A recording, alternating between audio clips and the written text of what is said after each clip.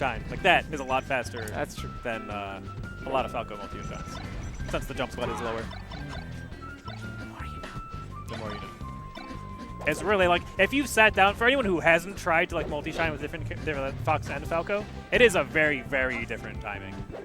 So yeah, that's the sort of thing where, you know, you hear it for 10 years. You can pick out off of random audio cues. I'm not going to be seeing Scooter Dave versus okay. I recognize one of these players. Don't recognize the gentleman sitting next to him though. Yeah, making a call for a late match going on, so yeah. Please hold momentarily while changes the names.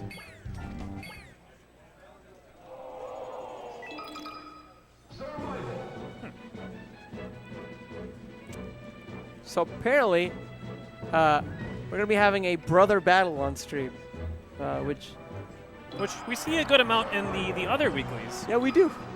But usually not so much fun in AWOL.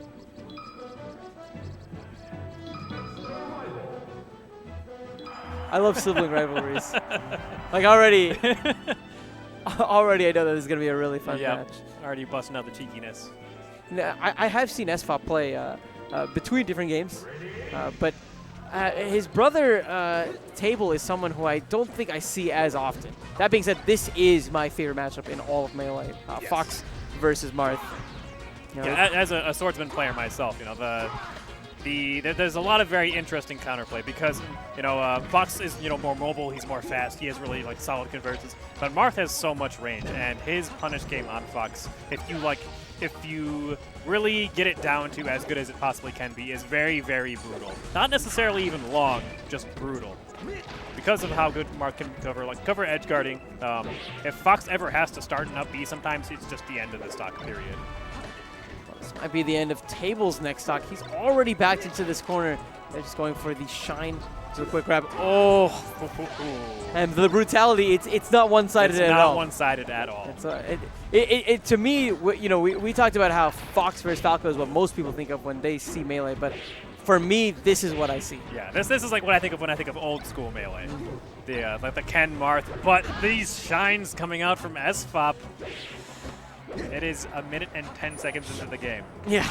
Table has one stock left. I like that Table's still in it. Even when he got shine spiked, you notice he jumped forward and tried to get the forward air, hoping to clip SFOP and prevent him from recovering. So his head's still where it needs to be. The stock count, however, really begs a difference. Yeah, really not where you want it to be. So, but that B stage spike. That's not where he wanted to be. Not where you want to be. No, getting clipped by that up B. It's a scary place. That's always like, that's one of the reasons why like the shine spiked edge guards from Fox are even like remotely balanced, is because if you go out for it and you miss just like that, you can die at any %. Really? It's very clear. Oh! No! He didn't take the bait, he didn't roll, but what he did choose to do still gets up smash. Oh no. To your own brother? Et tu, Brute? Et tu. Oh my god. Jeez. Yeah. That's all you can say on that. Ooh, yeah. Jeez. Cain and Abel, man. Yeah. Cain and Abel. And I am unable to really handle much more of this brother battle. Game 2. We're going to Yoshi's. While Marth definitely does get a lot off of this because of his range, Fox has some excellent advantages on the stage as well. That lower ceiling benefiting SFOP's aerial KO options so nicely. Vertical KO options, I guess, is probably the better word that I'm looking for instead of aerial. Oh, you know. We take those. We'll take it. Now, the smaller stage size, I think, also means that he has to be a bit more precise on his technical prowess, right? Yeah, a lot of the stage, it makes it a little bit harder to work around. You know, the curves at the ledges, the fact that the platforms are super low, you can try to like wave land on the platform and you just get caught by random Marth tip F smash and die at 20. Working around Randall, working around the top platform. Anyway, Table decided to go for that jumping nair instead of maybe running up and getting another grab. Yeah, I don't know. Oh, scary pressure. Very nice slip out from Table though. Not panicking really and leaving himself really open, but SFOP still managing to find a KO afterwards.